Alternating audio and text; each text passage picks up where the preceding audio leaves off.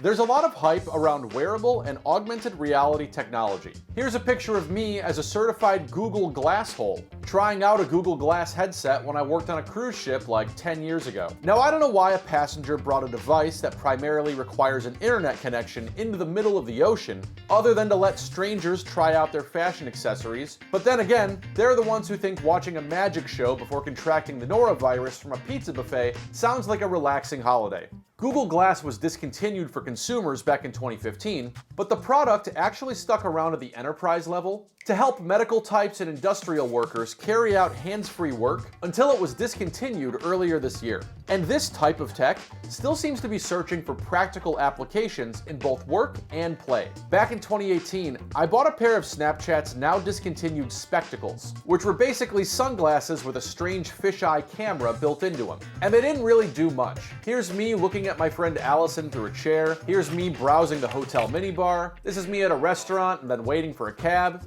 And then there's me trying to surprise my then girlfriend, now wife, after returning from a trip. The ultimate yikes. Hello.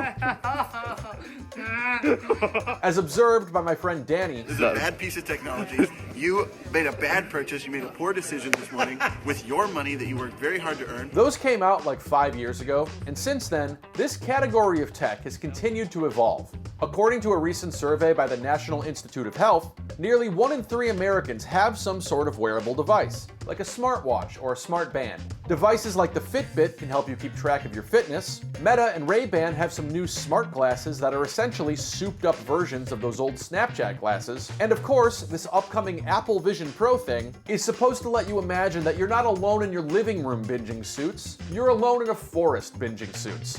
Some startup called Humane is even about to introduce something known as the AI Pin, some sort of a mysterious combination of a phone and a projector that runs ChatGPT and turns your hand into a computer from the 1980s because your lapel is desperate for internet access. Now, even though there's about a 10-year time difference between Google Glass and Apple Vision Pro, evolving from that guy's a glass hole to that guy's a hold your tongue and say Apple, it's clear that tech companies are still trying to figure out how practical wearable and augmented reality products can be. That's why this story out of Washington, D.C. is so interesting. I'm happy.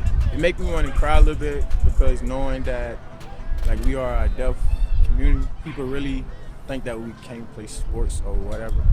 And we proved them wrong. That's a quarterback with Gallaudet University, a private school for the deaf and hard of hearing. They've been playing college football since 1883, and for years have been pushing the game forward to make it more accessible to all players. In the 19th century, Gallaudet actually invented the huddle, and during its games today, instead of whistles, they make use of a large bass drum that players can feel on the field to signal every snap.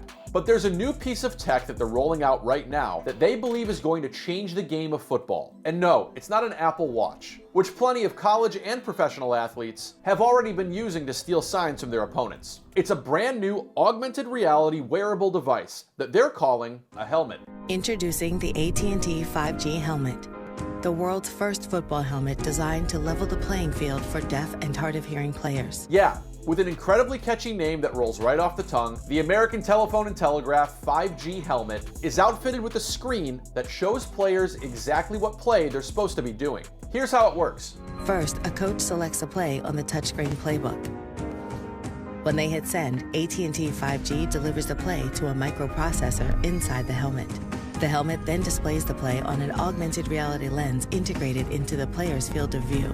For the first time ever, these players can get the same information from their coach as their hearing-able counterparts. Here's an offensive lineman with the team. He is the one signing, and you're hearing his interpreter voice how this thing is able to help transform gameplay on the field. With the helmet, you waste less time trying to seek information out. We're basically able to play on par when it comes to the pace of other teams and other players. So just thinking about not only an application to football, but hopefully there's other technologies that can apply to various sports to level the playing field for deaf, athletes. So I think this is really just the beginning of more new things that are to come, and we're looking forward to what the future holds in store. The team's head coach, who first arrived at the school as an assistant back in 2009 and has learned sign language, believes this new technology won't just transform Gallaudet. This helped kind of bridge the gap. We got closer today. We really got closer today. And the future, if we can get all of our players in this, then that would mean we would have 100% level playing field. Now, for any deaf or hearing athlete in the country, it's a game changer for them.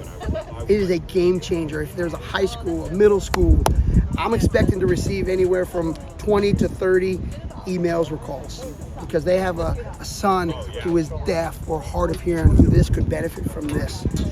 And it's awesome.